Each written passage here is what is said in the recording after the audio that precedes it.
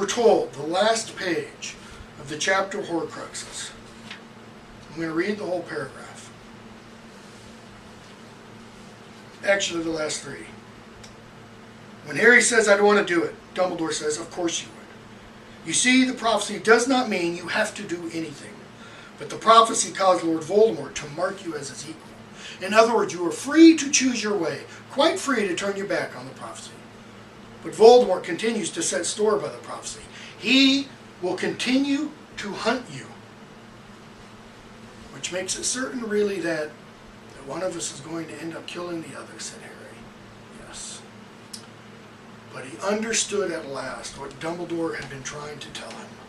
It was, he thought, the difference between being dragged into the arena to face a battle to the death and walking into the arena with your head held high.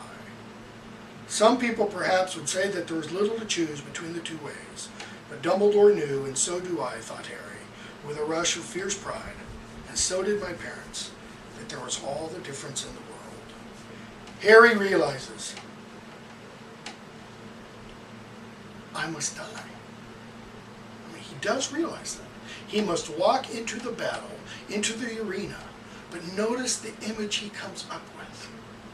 It's like being dragged into an arena where you must fight a battle to the death, kicking and screaming against it. Or to walk in, head held high, just thrown out. The being dragged in, is resignation. It's refusal to accept reality. The other is acceptance. It's saying, I must die, but I will die with honor. I will die with integrity. I will die with my head held high. Much the way Harry decides he's going to die at the end of book 4. He's not going to die crouching behind a tombstone. He's going to die standing up and facing Voldemort. Much as Harry said in this book, he's going to go out fighting. Okay? Now, the image that Rowling gives us, it's not an image she creates on her own of someone being dragged, kicking and screaming into an arena to face a battle to the death, or of someone walking in head held high. Those are images from the early history of the Christian church. Images of the persecutions of Christians confronting gladiators and beasts.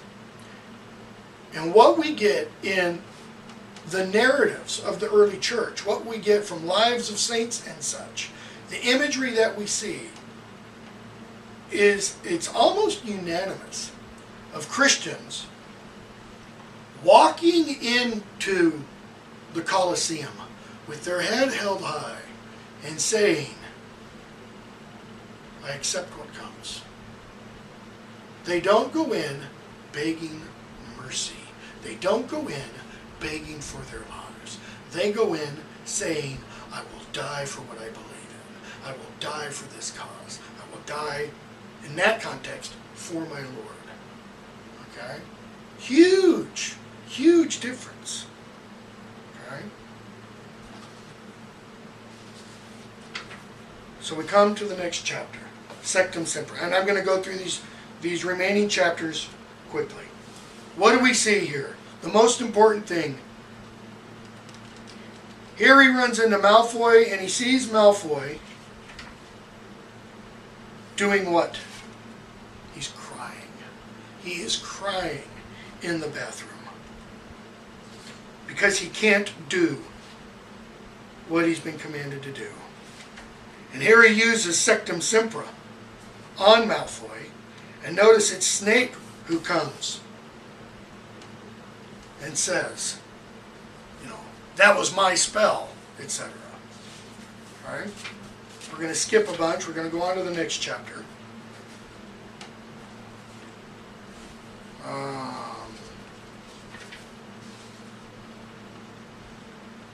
We see at the end of the chapter, Sectum Sempra, Ron wins the Silver Cup, the Quidditch Champion Cup.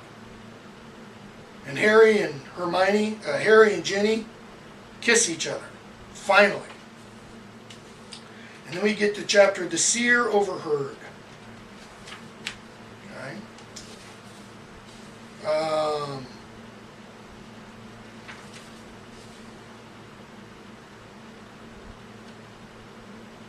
And Harry sees Trelawney, and Trelawney talks about, hold on a second, on page about 542, Trelawney talks about the lightning-struck tower, calamity, disaster, coming near all the time. Harry's like, okay. And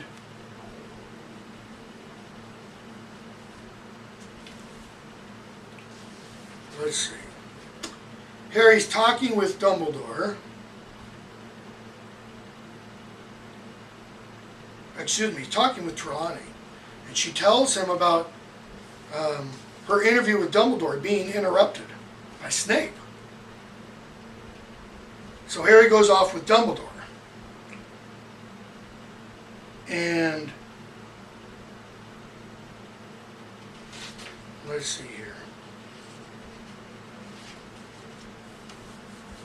Harry talks about to Dumbledore. He yells at him. He learns that Snape was the one who betrayed his parents to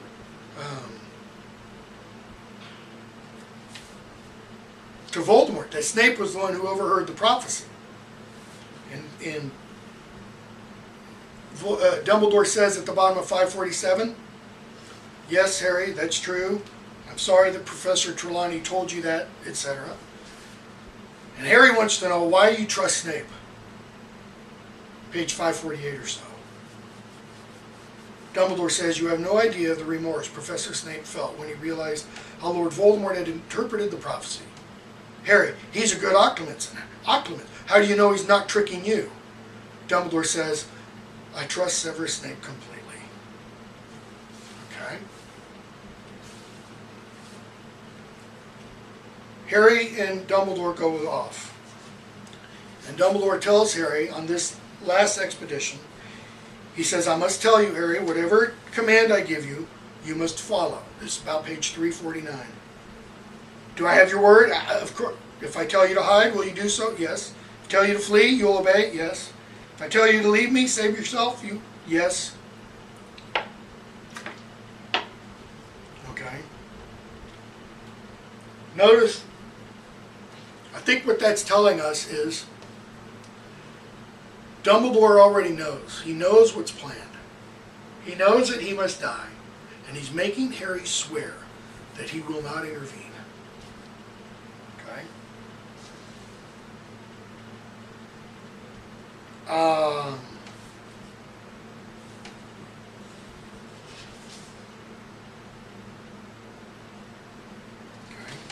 So they go off to the cave.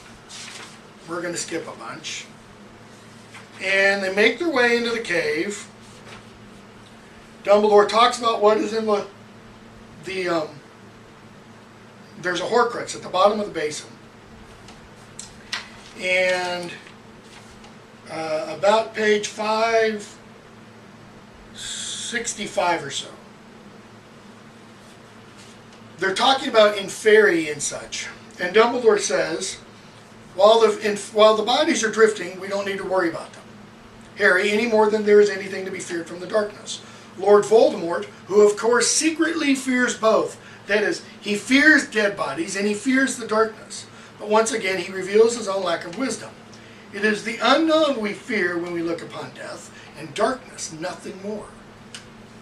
So what does it mean? It's the unknown we fear when we look upon death and darkness. And Dumbledore says, there's nothing to be afraid of from darkness.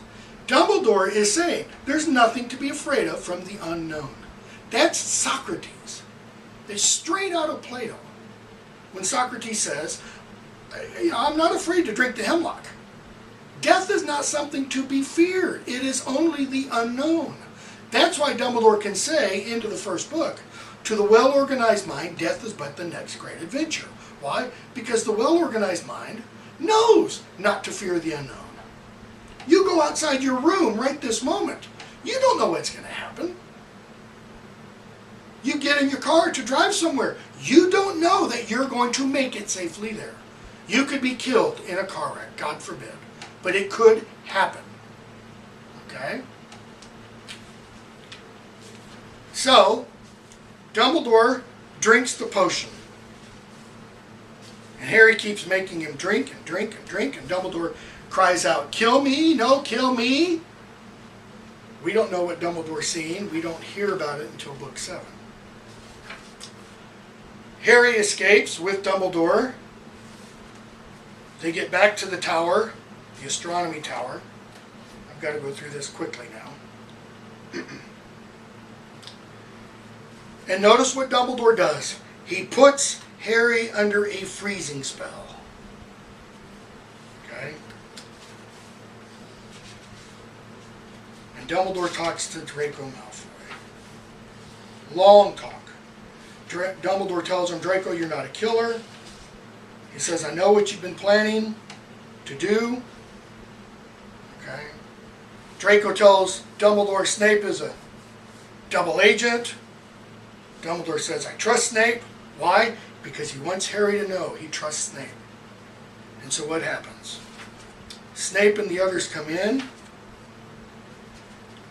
and we hear Dumbledore say to Snape, "Severus, Severus, please." And Snape kills him with Avada Kedavra. Okay? We get the flight of the prince when Snape flees. Harry catches up with him. He tries to kill him, etc. And Snape stops Harry and says, the bottom of page 603, or somewhere on 603, when Harry tries to use Sectum Sempra, "You dare use my own spells against me, Potter? I, the Half-Blood Prince?" And then we get, and I'm just going to gloss over the remaining bits of the book. The Phoenix Lament, the White Tomb, all that kind of stuff. Notice what immediately happens when Harry tells everybody what Snape did. Lupin, McGonagall, Hagrid, the Weasleys, they all assume Snape must have been bad all along. That he was a double agent. Yet what doesn't Snape do to Harry? He doesn't kill him. He doesn't kill him. Okay? He doesn't kill anybody else. He kills Dumbledore. Dumbledore pleads with him. "Severus, please, please." We don't know why. Though we're going to see in the next book, when Harry gets Snape's memory, we're going to see why. What began to happen to Dumbledore when he broke open Salazar Slytherin's ring? He began dying from that moment on. We're going to learn that whatever curse was on there, it began to spread through Dumbledore's body. That's one of the reasons Dumbledore was weakened on the astronomy tower. The other reason, he drank all the potion. He was dying from that as well.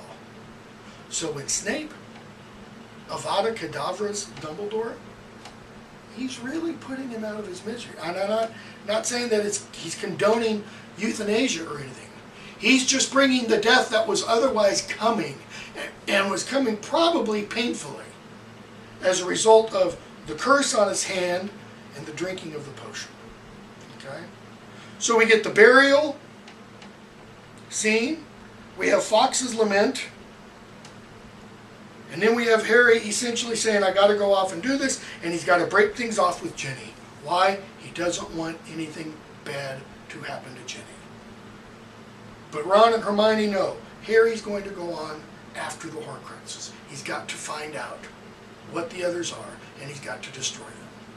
And we'll stop there, and we should be able to finish Deathly Hallows in class.